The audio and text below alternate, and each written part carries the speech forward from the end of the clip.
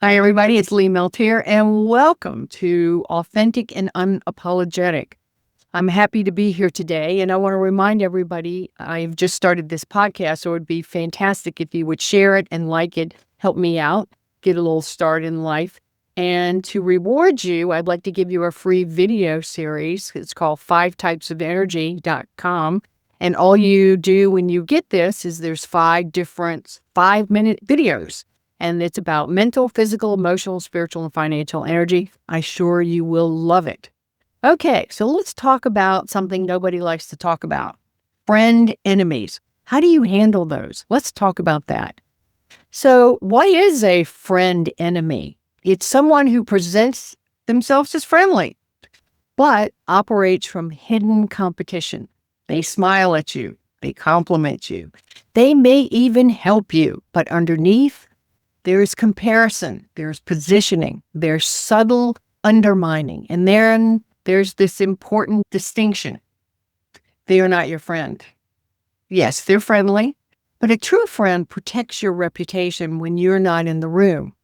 A friend enemy protects their advantage. Big difference. So what do you do about this? So let me give you some clean framework because I've had a lot of experience dealing with this. Recognize reality. Honest. For me, the hardest part and the hardest step is admitting that what I feel is true because my nervous system tightens when I'm around someone. If you leave your interactions drained, if you've been around them, you've been talking to them, you've been emailing back and forth, and you just feel drained afterwards, this is a big red flag. If you sense subtle competition, believe your body. Your body knows things before your brain does. Stop negotiating with, that you thought that they were a good person. Maybe they're not. You don't need dramatic proof because patterns with people who interact with you show you the proof. So adjust your access to them. Don't confront them. That's not necessary, hopefully. You don't need to recalibrate. Just stop oversharing. Stop revealing your future plans, your goals, your desire.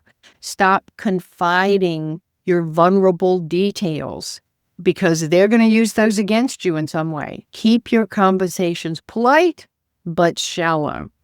Access is a privilege. In fact, when I run across these people now I have identified who they really are. When they ask me what I'm up to, I always go, same old, same old. How about you? What are you doing? Just flip it around on them. Because remember, access to you is a privilege. Be sure you watch behavior, not words, because friend enemies always know the right things to say. They know your buttons. So watch what they do. Do they joke at your expense? And just if you feel uncomfortable, they oh, I'm just joking. But people really hurt people by joking. Do they subtly compare you to others or themselves?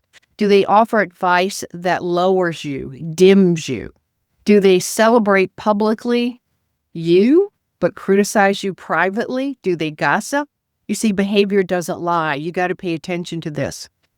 And stop explaining yourself. When you sense tension, the instinct is to clarify, to fix it, to smooth it over. From this day on, don't do that. The more you explain, the more material you provide them with to talk about you. Calm distance is much more powerful than constant defense. Be sure you start to strengthen your own inner circle. You see, the antidote to friend enemies is not isolation, it's discernment. Invest your energy where it is reciprocated, not where it is tolerated. And here is the mature truth.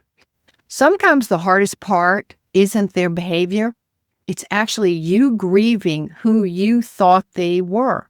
You grieving the friendship and the connection you thought was there, but was pretty much a performance. Yes, you shared history. Yes, you trusted them. Yes, you believed the connection was mutual.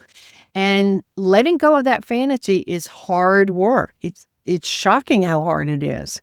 But once you do this, your energy clears, your body relaxes, your thinking sharpens, your inner peace returns, And I can tell you from personal experience, that's worth more than keeping someone comfortable.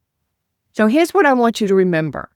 You are allowed to downgrade someone from a friend to an acquaintance. You are allowed to protect your focus.